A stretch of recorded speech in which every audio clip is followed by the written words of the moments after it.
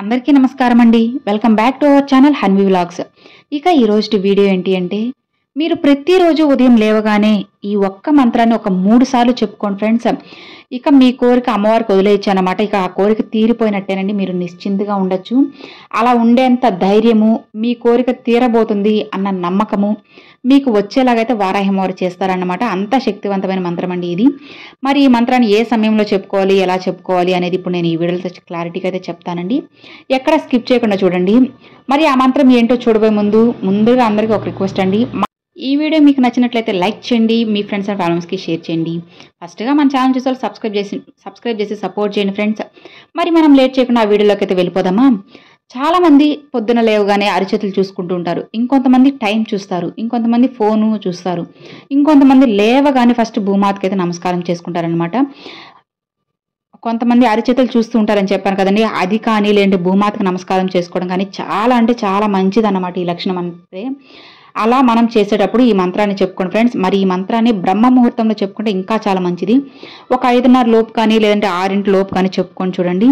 ఇక మేము ఆ టైంలో లేస్తాం కదా, ఆ టైంలో స్నానాలు అవన్నీ అంటే కుదరవు మాకు అని అనుకున్నప్పుడు మీరు ఏం చేయాలంటే బ్రష్ చేసి చెప్పుకోవచ్చండి. మీరు నీట్గా లేరు అనుకున్నప్పుడు మాత్రం అస్సలు చెప్పుకోవద్దు అనమాట. మీరు నీట్గా ఉన్నారు అని అనుకుంటే బ్రష్ చేసి ఈ మంత్రాన్ని అయితే చెప్పుకోండి. నేను ఎందుకు ఇలా చెప్తున్నానని మీకు అర్థమయ్యే ఉంటుంది. కాబట్టి మేము నీట్గా లేము, మేము స్నానం చేసుకుని ఫ్రెష్గా చెప్పుకుంటామన్నా కూడా ఇంకా చాలా మంచిదన్నమాట. లేదంటే హోరా సమయంలో చెప్పుకోండి ఫ్రెండ్స్. పొద్దున 6 నుంచి 7 వరకు, మధ్యాహ్నం 1 గంట నుంచి 2 గంటల వరకు, ఇక్కడ రాత్రి వచ్చి 8 నుంచి 9 వరకు అనమాట. ఈ 3 గంటల సమయాల్లో అయినా చెప్పుకోవచ్చు. లేదంటే సాయంత్రం 7 పైన ఎప్పుడైనా కూడా చెప్పుకోండి. లేదు అంటే 6 గంటల లోపైన మీరు ఈ మంత్రాన్ని అయితే చెప్పుకోవచ్చు అనమాట. ఎన్నోసార్లు చెప్పుకొని అవసరం లేదండి, ఒక 3 సార్లు చెప్పుకోండి అనమాట.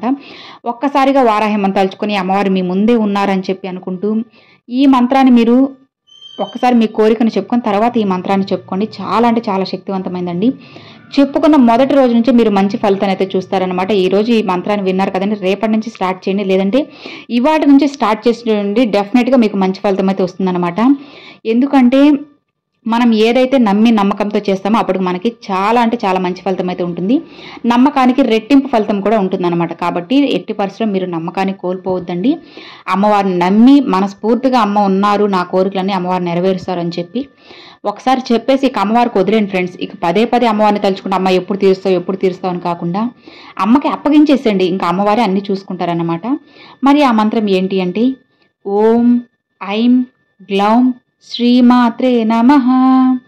ఓం ఐం గ్లౌం శ్రీమాత్రే నమః. ఓం ఐం గ్లౌం శ్రీమాత్రే నమః. చూసారు కదండి, అది ఈ మంత్రం. ఈ మంత్రాన్ని మీరు ప్రతిరోజు ఒక 3 సార్లు అయితే చెప్పుకొని రాసుకుంటూ ఉన్నా కానీ చాలా మంచిదండి. లేదు మేము రాయలేంలో చెప్పుకుంటాం అనుకున్నా కూడా ఇంకా మంచిది అన్నమాట. ఎందుకంటే మనం నమ్మాలే కానీ ప్రతిదీ కూడా అమ్మవారు మన సొంతమయ్యేలా చేస్తారు. కాబట్టి మీరు అమ్మవారిని నమ్మి భక్తి శ్రద్ధలతో ఈ మంత్రాన్ని చెప్పుకోండి. తప్పకుండా మీకు అమ్మవారు మీతో పాటే ఉంటూ మీకు మంచి చేస్తారనమాట. అమ్మవారి చల్లని దయ, అమ్మవారి చల్లని చూపు, అమ్మవారి అనుగ్రహం మీకు, మీ కుటుంబ సభ్యులకు అందరికీ కలగాలని చెప్పి నేను కూడా అమ్మవారిని మనస్ఫూర్తిగా అయితే కోరుకుంటున్నానండి. ఈ రోజు నుంచే స్టార్ట్ చేసి చూడండి ఫ్రెండ్స్, మీకు ఖచ్చితంగా మంచి ఫలితం అయితే వస్తుంది. అసలు తీరని సమస్య ఏదైనా కానీ ఫ్రెండ్స్, ఎప్పటి నుంచో ఉంటాయి కొన్ని కోరికలు, అవన్నీ తీరాలి అనుకున్నా కూడా ఈ మంత్రం మీకు ఒక మంచి దారి చూపిస్తుంది అన్నమాట. మీ కోరిక తీరుతుంది అన్న సంకేతాలు కూడా అమ్మవారు మీకు చూపిస్తారు. కాబట్టి నమ్మకంతో ఉండండి ఫ్రెండ్స్. డెఫినెట్గా మీకు అమ్మవారు మంచి దారి చూపిస్తారు. ఆ నమ్మకమే మీ గెలుపుకి దారి అవుతుంది అనమాట, పునాది వేస్తుంది. కాబట్టి నమ్మకాన్ని మాత్రం మిస్ చేసుకోవద్దన్నమాట. Thanks for watching friends. జై వారాహి.